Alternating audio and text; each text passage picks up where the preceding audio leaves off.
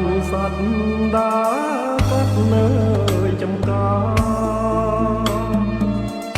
ចៃដនជួបកានៅក្បាលជ្រោបំផាច្រើនណាស់រឿងបានតែមួយចិត្តខ្ញុំផ្ដើមព្រួយទូលួច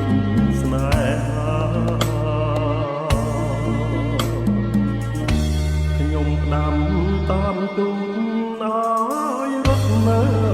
ចុតមកអ្នកនោះរូបកាយស្គមស្គាំងខ្លោចសាខ្វះទាំងបនសឹងខ្វះទាំងវិចាមិនអាចសើតាឲ្យដឹងចិត្តស្រី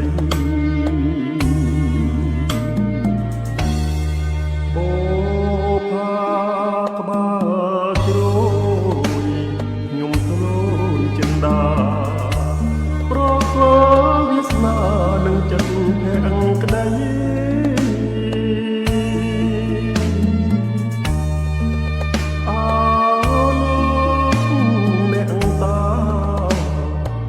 ក្បាល8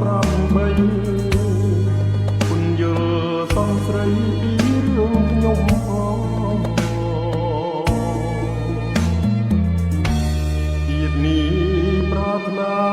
បែងតាក្បាលជ្រោមហើយមិនឲ្យរោ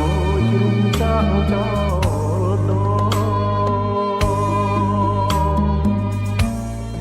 ត្រៀមជាបងស